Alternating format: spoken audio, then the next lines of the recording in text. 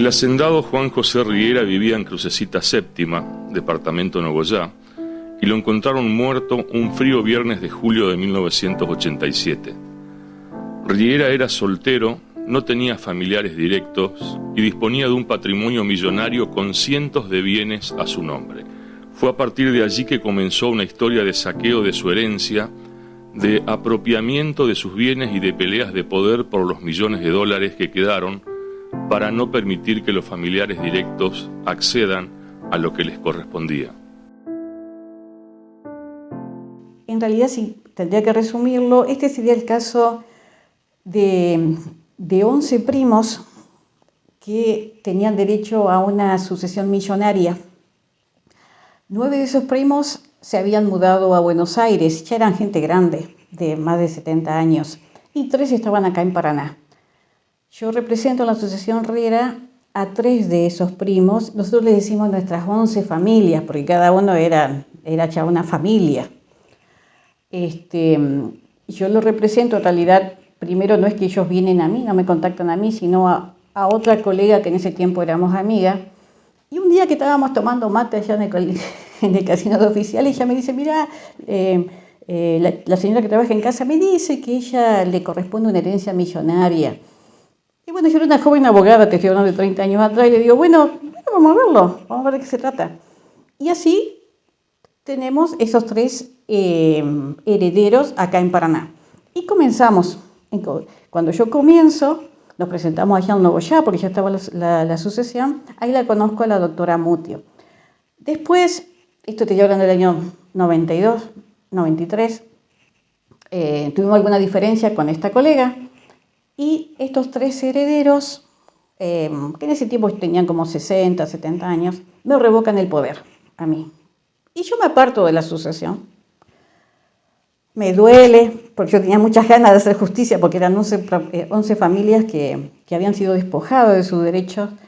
Pero le digo antes de retirarme, si alguna vez me necesitan, vuelvan al estudio, yo los voy a defender. Pasan los años, yo me olvido de la sucesión Riera. En el año 97 los encuentro un día acá, en la puerta de mi estudio. Y me dice, abogada, nosotros queremos volver a hablar con usted porque vemos que nuestros primos de Buenos Aires, que representaba la doctora Mutio, han sido declarados herederos y nosotros no. Yo llego a la sucesión Riera de la manera más casual, por una consulta en el estudio mío, o sea, en mi estudio de Buenos Aires, que me realizan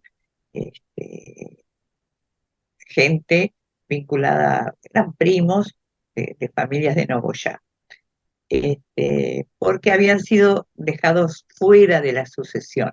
Y yo estaba en Capital, era muy joven, tenía el estudio a full, hacía de todo, o sea, todas las especialidades, no, ni siquiera tenía secretaria, y en Entre Ríos, bueno, me resultaba, pero dio la casualidad que para un carnaval fui en el 89 y vi el expediente, porque aparte me llamaba la atención cómo de una sucesión podían dejar a los que eran el último grado de herencia, a los primos hermanos, cómo podían quedar fuera. Bueno, vi el expediente y bueno, ahí sí me llamó la atención, primero que lo iniciara un vecino. Para iniciar un sucesorio tiene que haber un vínculo, un vínculo, pero acreditado por una partida, tiene que ser pariente y hasta el 4.º grado, esposa, madre, hijos, primos hasta el 4.º grado. Y acá había sido iniciado por un vecino, el doctor Conrado Jordán. Entonces ya me llamó la atención y decía que era acreedor. Cuando vi que era acreedor por un recibo de una mejora del sepelio, yo dije, ¿qué hizo este hombre? Le cambió el cajón, le mandó una corona de flores, no sabía que era mejorar. Bueno, sí, era eso, cambiar el cajón. Y con eso se consideró acreedor del sucesorio. Una cosa terrible que no, o sea, yo la contaba en Buenos Aires, nadie la podía creer. Fue el abogado Conrado Juan Jordán, cuñado del entonces gobernador de Entre Ríos, Sergio Alberto Montiel, a quien en 1987 le quedaban pocos meses para finalizar su primer mandato, quien inició la sucesión ante el juzgado de primera instancia en lo civil y comercial de Nogoyá. Es decir, aplicó una estrategia que con éxito ya había impuesto en 1969 cuando se murió Emilia Quadri y dejó una fortuna incalculable que al tiempo pasó a engrosar el patrimonio personal y familiar de Jordán. Emilia Quadri falleció en Nogoyá, tenía 91 años y era soltera. Poco antes de morir fue declarada insana y sus bienes fueron interdictos. Era una hacendada con un importante patrimonio, propietaria de cuantiosas extensiones de bienes rurales y urbanos, como así también poseedora de hacienda. Su fortuna estaba considerada como una de las más poderosas de Entre Ríos en esa década. Jordán fue quien tramitó la insanía y curatela de doña Emilia 2 meses antes de fallecer. Jordán inició el sucesorio de Riera al abonar una mejora de sepelio. Si abren el sucesorio, en principio sin derecho, ¿no? Se le debería haber cortado inmediatamente esa intervención. El responsable de eso era el juez, del juez del sucesorio, porque el muerto tenía, que yo recuerde, tenía un seguro de muerte, digamos, seguro de vida, que le cubría los gastos de sepelio. Lo que hicieron fue mejorar eso. Digamos, si el cajón era color negro, le pusieron un color que parecía de caoba, más o menos. Eso, pero no porque lo necesitaba. Respecto a los demás, en el banco, esos intereses, él tenía recursos suficientes o la sucesión tenía recursos suficientes para pagar, ¿qué te diría yo? Un patrimonio que podía ser 1 millón de pesos en esa época y los intereses eran 10 pesos. Era irrisorio, ridículo. Claro, pero si no estaba armado el objetivo final al que iban, no tenía sentido haber pagado estos gastos. Es decir, desde ya no Juan de los Palotes fue y pagó porque era de bueno que era unos intereses y después pidió abrir el sucesorio. Como acreedor de un muerto, vos podés pedir la apertura del sucesorio, ¿no es cierto? Pero al solo efecto que se pague toda creencia, nada más. Cuando nos volvemos a reencontrar con la doctora Mutio, ella había estado trabajando en solitario durante 7 años para lograr que la justicia le reconociese la calidad de herederos, porque nuestros clientes eran primos entre sí. En el derecho argentino son los últimos que heredan.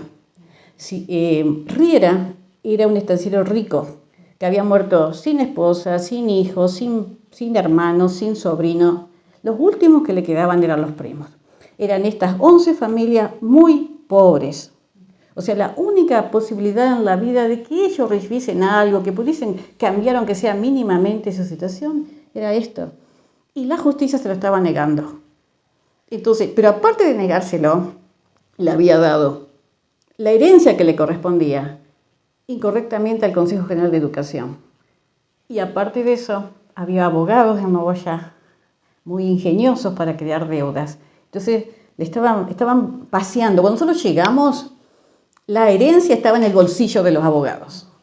Esa es la realidad. Y lo que hicimos fue meterle la mano en los bolsillos a esos abogados y sacarle, no todo lamentablemente, pero una parte importante para poder devolvérselo a sus legítimos dueños. Yo no sabía en ese momento que a su vez había otros expedientes con los cuales este acreedor se estaba asegurando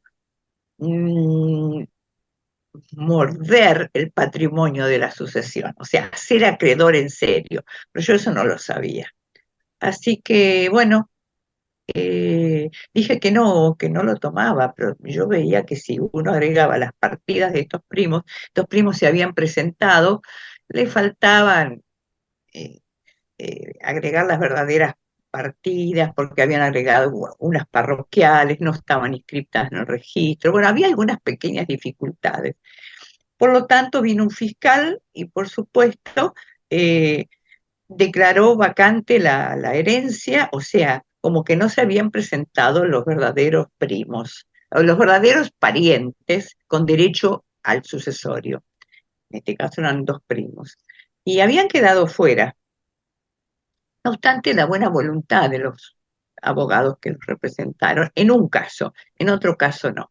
En un caso había buena voluntad, que era la del doctor Enrique Ortiz.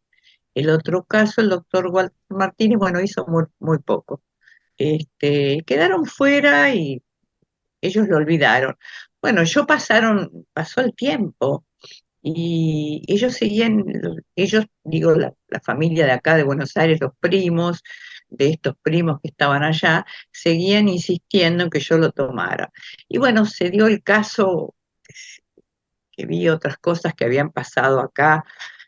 Yo decía, bueno, tan cerca de Buenos Aires y pasan estas cosas, tan cerca de lo que se supone que es eh, fuentes de recursos para los y buenos colegas, pasaban ciertas injusticias por intervención del poder. Bueno, acá evidentemente algo estaba pasando y bueno, un día me decidí a tomarlo. Son esas cosas que uno nunca sabe cómo pasa.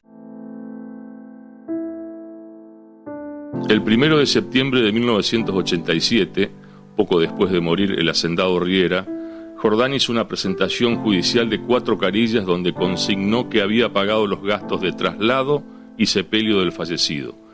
Y también se hizo cargo de deudas bancarias y gastos de la explotación, por lo cual pidió que de inmediato se inicie el proceso sucesorio. Toda la documentación presentada fue admitida por el entonces juez Miguel Cabrera en su resolución del 8 de septiembre de 1987. La decisión judicial le permitió a Jordán embargar por cerca del $1.000.000 las tierras del sucesorio, según lo dispuesto por el juez Carlos Calvo. Y a la vez remató toda la hacienda para cobrarse más de 1.000 cabezas de ganado, desarticuló la empresa agropecuaria con embargos y ejecuciones y concretó la venta de campos en $1,5 millones. Mientras tanto, el clima se fue poniendo algo tenso. Bueno, la intervención nuestra se da porque nos llaman desde Nogoyá, nos llama el doctor Ormaechea, Omar Ormaechea, que tiene un hijo Ormaechea que trabaja acá en Paraná ahora, ¿no? Nos llama porque había un caso que era bastante complejo, muy enredado, y que la herencia de ese caso se estaba perdiendo, se estaba diluyendo. Entonces nosotros viajamos a Nogoyá y bueno, tomamos el caso, lo tomamos nosotros con él como patrocinante para seguir con el control con sus propios clientes, ¿no? Porque al fin y al cabo eran clientes de él. La familia González, que son son sobrinos directos del causante, que era Riera. Lleva muchísimo tiempo de investigación. Nosotros fuimos de todo modo a constatar con ellos los bienes, a ver qué había. Entramos en uno de los campos, en Crucecitas. Estaba prácticamente todo abandonado. Nos cruzamos con una persona, me acuerdo, a caballo, que llevaba un pedazo de res y salió disparando. ¿Sí? No estaba ni cuidado ni nadie. Y bueno, nos encargamos, ese viaje lo hicimos con algunos de los sucesores. La trama ya estaba armada. El objetivo, el camino para quedarse con los bienes se empezó a armar en el primer momento. Eran campos que había y animales y mucho monte que dio mucha leña. Yo no tengo ese conocimiento de que ahora cuántas hectáreas eran. Lo que sí que era un tipo que vivía, yo te diría, no sé, a tarrito y picadillo más o menos. Es decir, no gastaba nada. Por lo que se dice, un tipo que las vacas estaban, que eran un tipo elefantes, o sea, tenía vacas engordes, pero no vendía casi. Así que siempre fue una incógnita cuántos animales tenían, porque casualmente cada vez que se iba a hacer un inventario, los animales eran, ¿cómo podríamos decir? Que animales que se asustaban y casualmente corrían al monte y se metían en el monte. y ahí no los podías contar, porque viste que se metían al monte y bueno, eso siempre se dio así, no fue una explicación especial de que los animales se, se espantaban, que sí, se espantaban, y se corrían al monte. Parece que nadie los podía parar del otro lado de los animales para que no se fueran al monte. Bueno, casualmente tampoco los podían parar, se iban al monte. Y después resultaba que con el tiempo empezaban a aparecer muertos, porque encontraban algunos cueros. Nadie se puso a investigar, digamos, de qué época eran los cueros, si eran de ahora o de hace 50 años atrás, o cuántos cueros encontraron, y eso daba señal de cuántos animales se habían perdido en el monte. No, nada de nada. O sea que el patrimonio, tener la tierra, porque no la podés, yo siempre dije lo mismo, no lo podés llevártelo porque dejarías un lago inmenso que no había, ¿no? Y los animales sí, pues los animales, como se movían constantemente, entonces nunca se pudieron contar.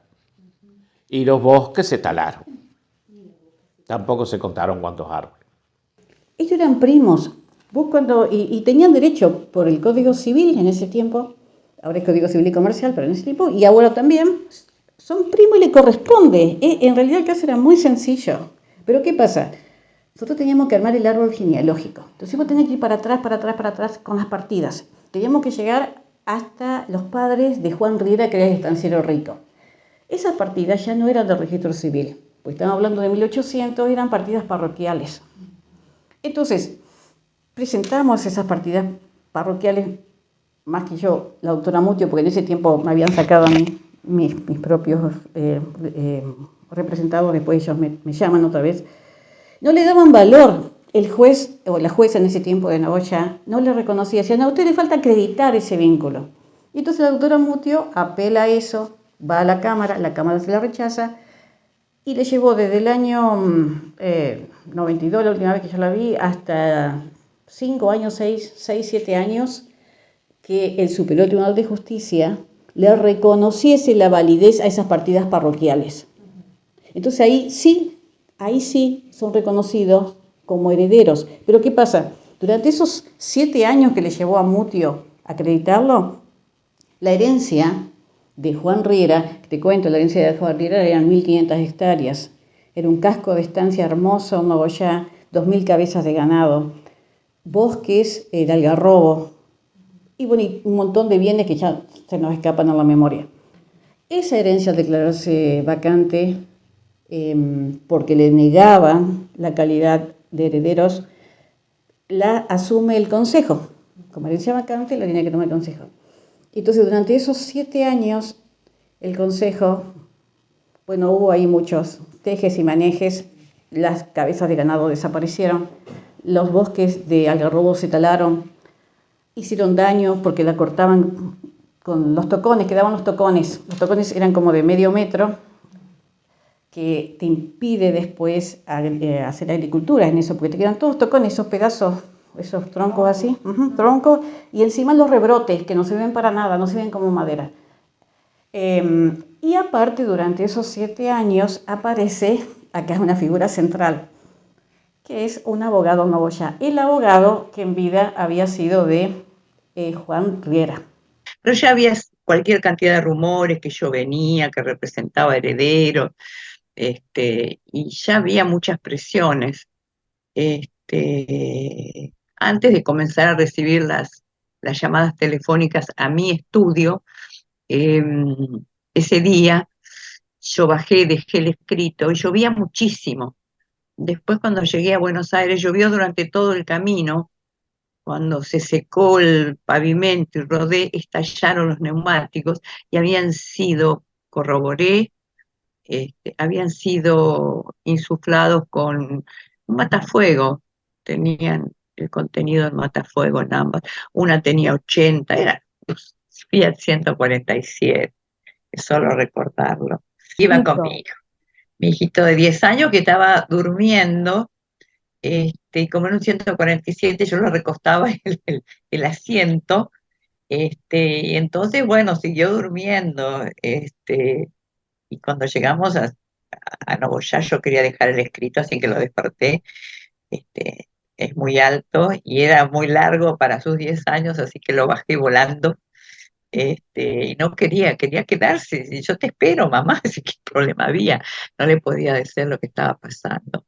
Pero después, cuando el neumático estalló, él iba conmigo también, porque yo me iba a mi pueblo, y también llovía, entonces parece que el agua bajaba la tensión de los neumáticos y no estalló. Ni bien se secó en este segundo viaje, al otro día que yo viajé, yo no sabía que tenía el auto en esas condiciones, ahí estallaron. Estalló uno al menos, el de adelante, y ahí es como se veía la cubierta, el neumático, era una radial con todos los aceros, o sea, era nuevita. Llegué como pude a una gomería cerca de mi pueblo, en San Miguel del Monte, y entonces el gomero dijo, acá señora, esto está tallado. Y buscaba si me habían tirado con algo. No, no. Dice, esto tiene mucha presión. Miró los otros y en una tenía 75, en otra 80, cuando las libras que toleran son 30, 28, 29, un auto chico. Bueno, o sea, se bajó la presión, pero hice analizar el contenido y tenía eso después por un laboratorio. Bueno, empecé a hacer ahí todas las denuncias. Y ahí estaba la disyuntiva, ¿qué hacía? Y bueno, evidentemente después cualquiera que me mirara fijo, que intentara cruzar la calle al mismo tiempo que yo, me iba a parecer que me estaba persiguiendo. Yo vengo de los años 70, yo sufrí persecución. 26 de mayo de 1992. Yo hice la presentación en el 92 y el atentado lo sufrí en el 92. Lo que pasa es que hubo años, pasaron 2 o 3 años, hasta juntar la documentación, porque la tuve que recabar en toda la provincia de Entre Ríos, las iglesias, en registros civiles, en el archivo, acreditar el nacimiento de Riera con la madre real, porque le habían modificado a Riera la fecha de nacimiento, entonces en los libros de ese año que yo lo buscaba no aparecía como Álvarez, porque él fue hijo natural con el apellido Álvarez por unos cuantos años. ¿Qué hizo ese abogado? Ese abogado genera deudas al muerto, lo cual también es insólito, no pasa en ninguna parte de la Argentina, pero Nogoyá era una jurisdicción complicada en esa época. Ahora no, pero en esa época sí. ¿Cómo le genera deuda al muerto? Siendo que él estaba solo, los primos, había algunos en Buenos Aires, otros estaban acá, todavía no se habían enterado. ¿Qué es lo que hace? Él había sido abogado de Riera. Cuando muere Riera, Riera tenía el cajón de PAMI. Es así porque está documentado, parece de la historia, pero está todo en el expediente. Entonces él va acá a Viale, a la funeraria de Viale, y le cambia el cajón. Dice, no, yo no quiero que mi ex cliente tenga un cajón de PAMI, sino que se lo iba a cambiar por uno de cedro. Y paga esa diferencia. Entonces él tiene una deuda del muerto de su ex cliente. Y con eso se presenta ante el juez, ante la jueza de Nogoyá, dice, yo soy acreedor, yo abro la sucesión. Eso es absolutamente incorrecto, no existe ni hoy ni antes en el Código Civil. Vos no podés como acreedor, después de muerte una persona, abrir una sucesión. Pero Jordán era un nombre de este abogado, ahora ya está fallecido, y está todo documentado, por eso lo cuento, abre la sucesión. ¿Por qué hace esto? Porque todo abogado sabemos que cuando abrimos la sucesión, y más en esta una sucesión millonaria, los honorarios son altísimos. Ella ganaba los honorarios con eso, con abrir la sucesión. Bien. Entonces ahí genera un crédito enorme para nuestros futuros representados cuando la justicia recién, después de 7 años, le reconocía el derecho. Esa es una deuda. Era muy creativo, Jordán. Hace la segunda, Manganeta. Sabía que su cliente Jordán, su cliente Riera, le tan si él tenía algunos créditos en el banco. Tenía un pequeño saldo deudor porque murió, lo sorprendió la muerte. Entonces se presenta en el banco de Entre Ríos. Dice, yo le voy a pagar ese pequeño crédito que nosotros lo calculamos. ¿Cuánto había pagado Jordán? Era el equivalente a 3 o 4 vacas, era mínimo. Pero con ese pequeño crédito se presenta otra vez ante la jueza de sucesión y le dice, mire, jueza, yo soy otro acreedor y tengo este crédito. Pero lo insólito es que le solicita a la jueza que ese crédito no genere intereses normales de justicia, sino intereses financieros, o sea, como si fuera un banco. Entonces, ese crédito que equivalía a 5 o 6 vacas, cuando los herederos después de 7 años pueden tomar posesión, era una suma millonaria. Esos dos créditos generados por Jordán, uno de honorarios y otro por el crédito bancario, superaban las 1.500 hectáreas de la sucesión Riera. En ese estado, nosotros comenzamos a defender a nuestros clientes una vez que les es reconocido el carácter de primo. La herencia Riera fue declarada vacante el 13 de septiembre de 1988, por lo que el Consejo General de Educación, en virtud de la ley vigente, tomó posesión de ella. Esto fue así hasta que se presentaron en el sucesorio quienes eran primos de Riera, y había demasiado camino por recorrer en esta historia de abogados, jueces, hombres del poder político y herederos que había que encontrar y demostrar que eran familiares de Riera. Yo soy Mayra Siri, la nieta de Olinda Retamal. Olinda Retamal vendría a ser la prima hermana de Juancito Riera, que es el protagonista de la historia, que después cuando él muere, la herencia queda vacante, y ahí es donde se arma todo el gran lío, ¿no? Porque es una herencia que queda vacante, pareciera como que no hay herederos, obviamente él no tiene hijos, pero sí familiares.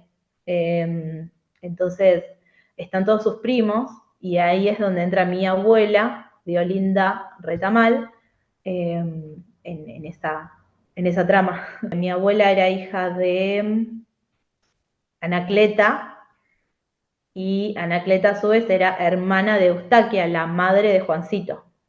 Vos tenés que pensar que eran personas muy, muy del campo, tal vez de poco estudio y poco saber desenvolverse en el mundo. Entonces, mi abuela, que viene a ser una de las herederas, con todos sus primos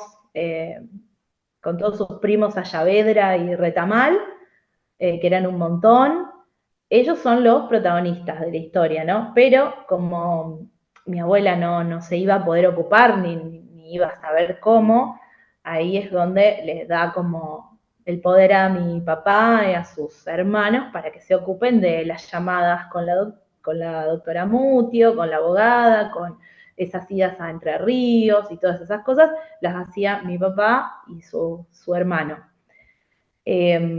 Recuerdo que venía un hermano de mi abuela, que era Juan Retamal, y bueno, él venía periódicamente, se reunían, nos juntábamos en el campo, porque todos vivíamos en el campo, se reunían como a hablar apartados, entonces los chicos tal vez no podíamos escuchar, y teníamos escuchábamos que había una herencia.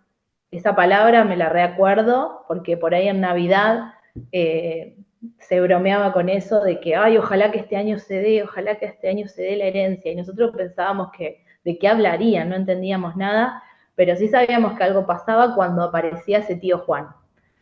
Conocí parientes que no conocía, muchos parientes, hermanas de mi abuelo, que no las conocía, primos nuevos, con los que tampoco tenemos una relación hoy en día. Nosotros somos como que somos familias muy cerradas, no sé, creo que es así. Mi mamá tiene 8 hermanos y sin embargo son esos 8 y nada más, no son sus primos, no conocía a sus primos, no conocía a otra familia, digamos. Mi papá son 3 hermanos nada más, y de esos 3 hermanos son la familia, es eso. Y unos tíos con los que mejor se llevaba o con los que más se veía. Según lo que he escuchado, no es precisamente Nogoyá no es la capital de la justicia precisamente en ese caso, digamos. Yo no sé cómo explicarlo, pero es como que estamos en un podio de algo que no debería ser un podio, no es algo muy bueno, me parece, pero bueno. Recién Riera lo reconoce casi a los 18 años.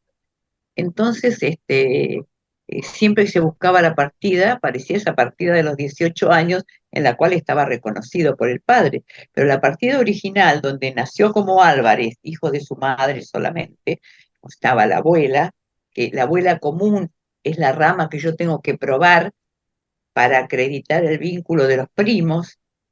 Bueno, esa no aparecía. Pero no por mala voluntad, sino porque estábamos hablando de nacimientos de 1914, 18, 20, 1930, y todo esto estaba buscado en los años 90, así que yo realicé una búsqueda de la de 89, 90, 91, recién en el 92 nos pudimos presentar, pero ya había todo un movimiento, este, que se sabía que yo estaba trabajando para la familia y se sabía que eran verdaderos parientes, verdaderos primos. Y había sido declarado vacante y entonces se empezó a vaciar la empresa agropecuaria, la estancia, la hacienda, todo lo que tenía, los autos, a través de ejecuciones de este tercero, que era el doctor Jordán, y de una hija extramatrimonial que el doctor Schiavoni le endosa a Riera. Había una hija de la cocinera, y bueno, se la endilgan como que era hija de Riera.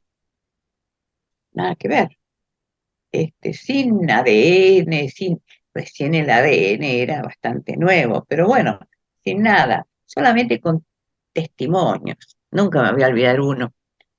Habían llevado un testimonio que decía que era hija María Rosa Villanueva, que era hija, y cómo lo sabe, y bueno, yo la vi embarazada, la madre, y sí, dice, la vi embarazada, eh, fue cuando cayó Perón, yo la vi embarazada. Y bueno, eso fue en el 55 para todos los argentinos, digamos, la caída del general Perón es del año 55.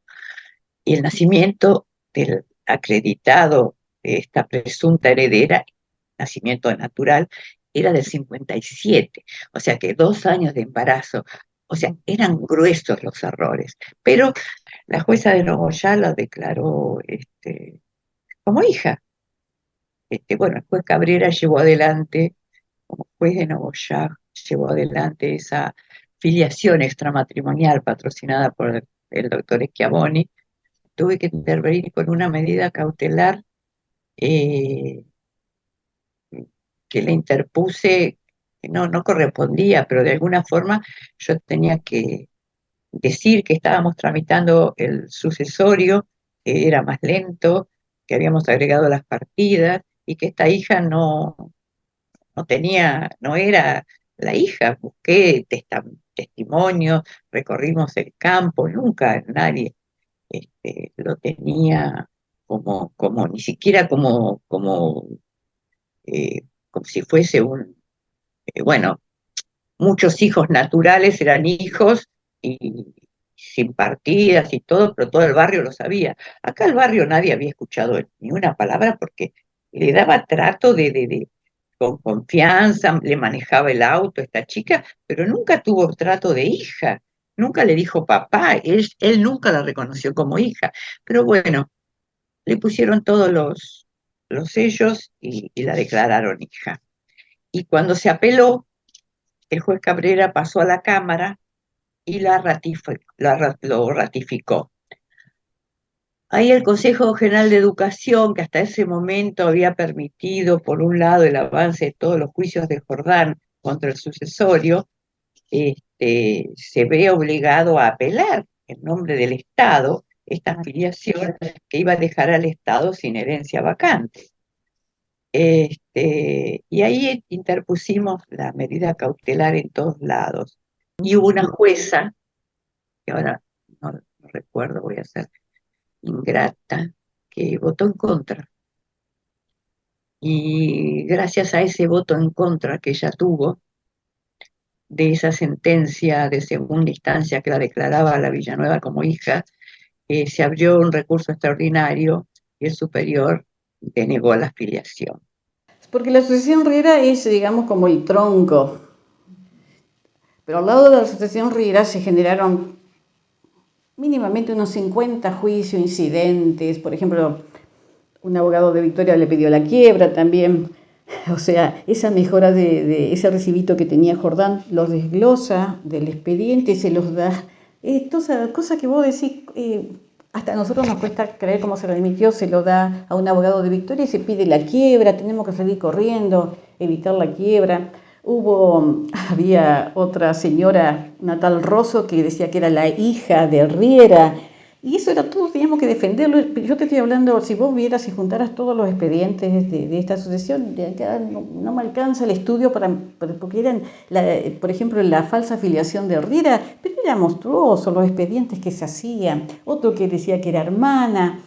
El fisco que le cobraba los impuestos a la sucesión cuando no tenía que cobrarla porque se había declarado vacante. Era infernal. O sea, era, digamos, un 50% de nuestro tiempo dedicado a la asociación Riera, y además no existía como ahora la mesa virtual, había que viajar martes y jueves por las notificaciones, martes y jueves estábamos en rojo. La autora Mutio hipotecó la casa.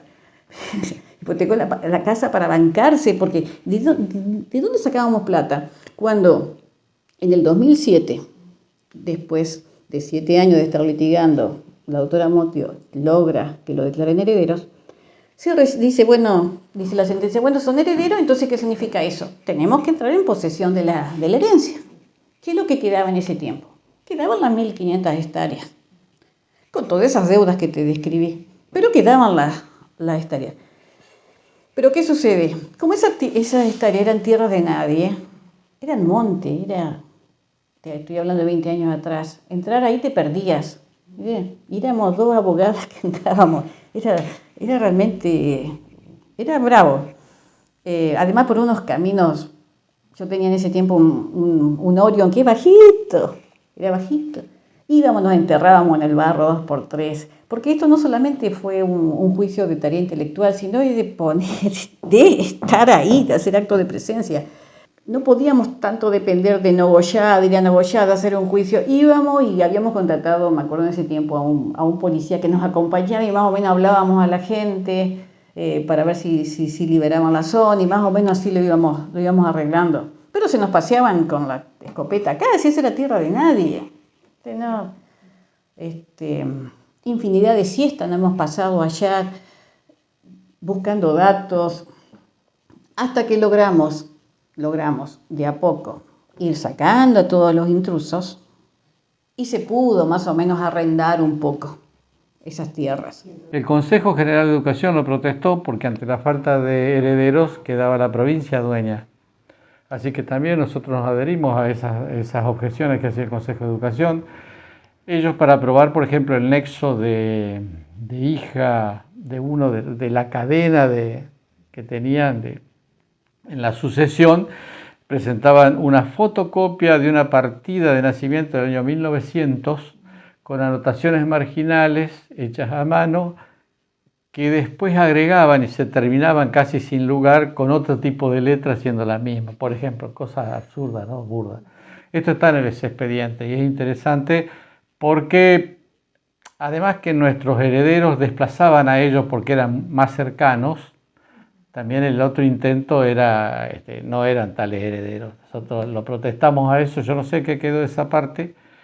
La verdad que muchos años después, bueno, yo he ido a Nogoyá con frecuencia por otros juicios, pero no he preguntado porque en caja fuerte de juzgados sí están las pruebas que presentamos, ¿no? La fotografía, bueno, es como cuando uno dice este es el padre, este es el hijo. El tema del Consejo General de Educación, yo creo que fue en algún momento nombrado administrador, ¿no? El tema es que se desesperaban nuestros clientes porque se iba el ganado y nadie rendía cuentas y se perdió todo eso. También se perdió un montón de leña, pero bueno, no nos daban la entrada y no nos daban la entrada. En la historia hubo reposicionamientos de los hombres del poder en función de los cambios de gobierno en Entre Ríos, más aprietes, más fallos judiciales contradictorios, más tensiones y esperas. Los herederos confiaban en sus abogadas y no estaban dispuestos a perder la partida por la sucesión Riera. La sucesión Riera fue diezmada, era una herencia millonaria, pero fue vaciada por remates sucesivos de Conrado Juan Jordán. ¿Por qué? Porque la inició sin derecho y le inició una ejecución de sus honorarios, y eso también era cosa juzgada, porque cuando yo llegué a intervenir ya tenían todo sentencia, aparte porque le había pagado el saldo bancario de la cuenta corriente.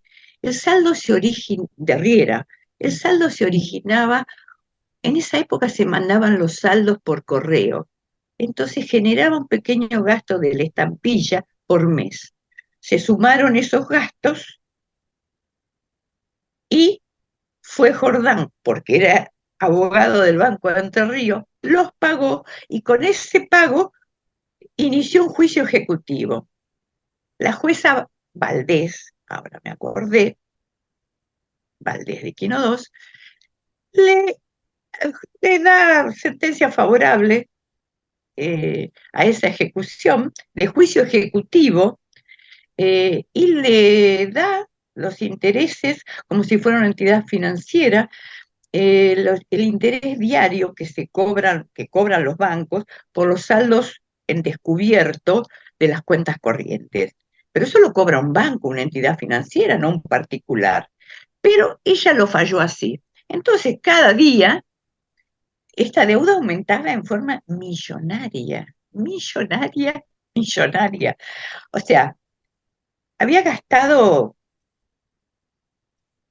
monedas en ese juicio, en el pago de esas deudas bancarias, y había gastado en la mejora de sepelio otros pesos, pero se habían hecho juicios con sentencias favorables donde jamás el, el, el Estado que administraba la herencia vacante a través de la Dirección de Escuelas, del Consejo de Educación, nunca apelaron.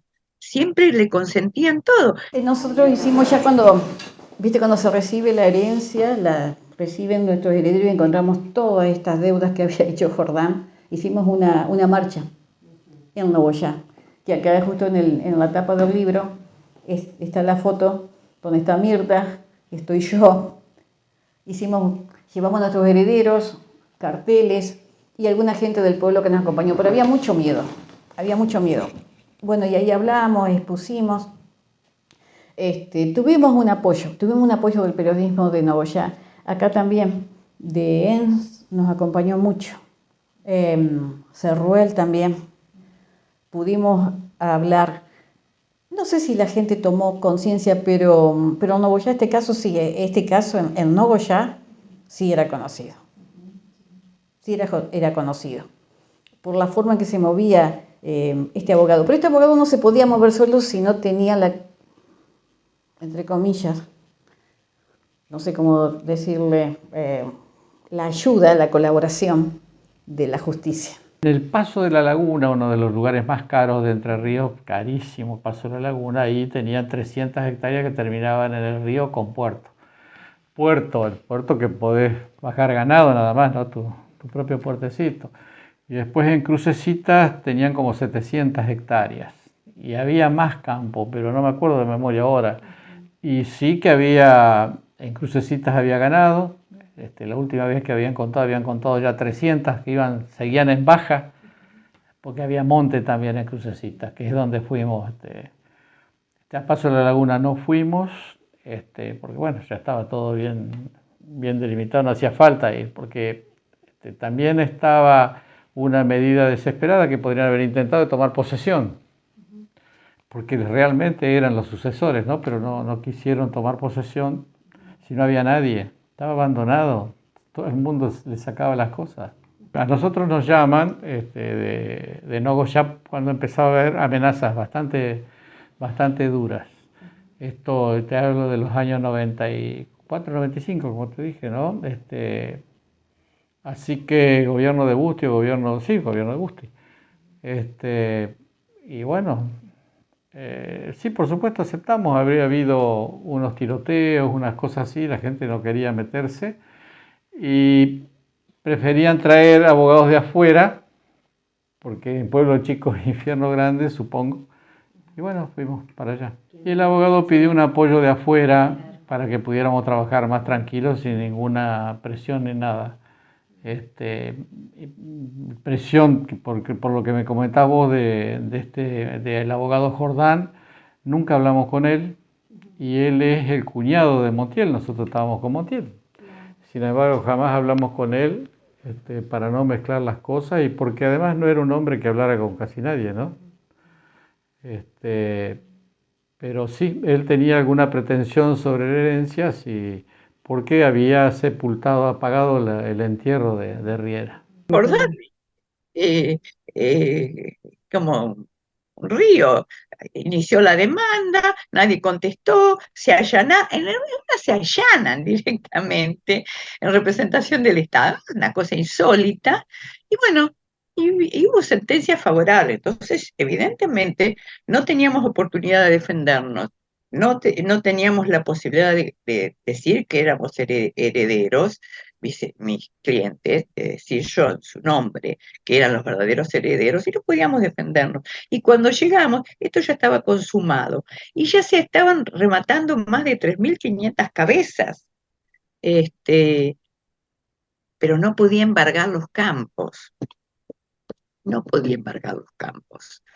porque los campos todavía estaban a nombre del padre de Riera.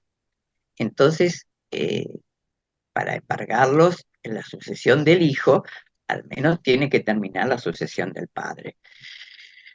Bueno, pasaron otras cosas después, pero por eso se llamaba cosa juzgada irrita y fraudulenta. Y le aclaro que hay muchos juicios en la actualidad que se va a poner muy de moda la cosa juzgada irrita y fraudulenta, cuando dentro de unos años haya alguien que revise ciertos juicios a nivel nacional que se han declarado ciertos falta de mérito para causas que están llenas de pruebas. ¿Por qué llegamos a la corte nosotras? Porque muy lindo, está bien, nos reconocieron la calidad de primo, nos dieron las hectáreas, pero había esas deudas que eran millonarias, que superaban. ¿Qué hacíamos con eso? Los herederos no recibían tierra, recibían deudas. En cualquier momento, este abogado, Jordán, que había generado eso con sentencias firmes. Las sentencias firmes son tan firmes como una estatua, no la podés mover. Decía que Jordán tenía 2 créditos que superaban el importe de 1.500 hectáreas. Nosotros teníamos que destruir esa sentencia. ¿Cómo hacemos? La única manera que te permite el derecho es a través de una acción que se llama atacarla por irritas y fraudulenta. O sea, son tan aberrantes. Es tan aberrante lo que hizo él de que con esa mejora de sepelio generase un crédito. Es tan aberrante lo que hizo de que pagó el crédito bancario y generase intereses bancarios y llega, es tan contrario a derecho que te permite, pero vos tenés que probarlo a eso. Tenés que probarlo y eso te lleva años. Entonces nosotros, cuando recuperan nuestros herederos las hectáreas, armamos esa demanda, pero simultáneamente teníamos que frenar a Jordán, porque Jordán nos embargó las tierras y en un mes nos remataba. Entonces teníamos que frenarlo.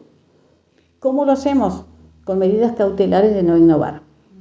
Pero acá, el derecho, cuando vos frenás con una medida cautelar, tenés que dar una garantía. Por las dudas, estás equivocado en lo que pedís. ¿Qué garantía podían dar nuestros clientes? Nada, solamente podían dar las mismas tierras embargadas. Entonces, para frenar, como Jordán, cuando ve que vamos avanzando, él se apura, embarga las tierras, las 1.500 hectáreas. Entonces nosotros metemos, no, vamos a frenarlo, vamos a frenar ese embargo, vamos a frenarlo porque nos va a rematar y todo ese esfuerzo que ya hacía de 10 años que veníamos, se va a quedar en la nada. Bien, presentamos la medida cautelar y nos dice la justicia de Nogoyá. Bueno, pero ¿y cuál es la garantía que dan? Y bueno, lo que hagamos, todo por escrito, yo te lo simplifico. ¿Son las mismas tierras? No, no corresponde porque esas tierras están embargadas. Sí, pero casualmente están embargadas con crédito que nosotros queremos demostrar a través de estos juicios de que son ilícitos y fraudulentos. No, nos dice. Perfecto. Lo apelamos a la Cámara. Lo mismo, la Cámara dice que no, que tenemos que dar garantías, otras garantías. Bien, vamos al Superior Tribunal de Justicia, nos dice que no. Esos son años, yo te voy contando esto, pero esos son años y es mucho desgaste intelectual. Bien, ¿qué nos queda? La Corte Suprema. Es insólito ir por una medida cautelar a la Corte Suprema. La Corte Suprema está para resolver casos grandes, no esto. Bien, se llama, vamos a la Corte Suprema. O sea, vos antes de salir a la Corte Suprema tenés que ir ante el Superior Tribunal de Justicia y decir que te abra el recurso ante la Corte Suprema. ¿Qué hace el Superior Tribunal? No. Entonces te queda lo último, el recurso de hecho. Esto aburre, pero los abogados nuevos es bueno que lo sientas jurisprudencia. La Corte Suprema nos abre el recurso porque ve que es tan aberrante lo que venían haciendo y nos hace lugar a la medida cautelar. Y dice que hay que frenar los remates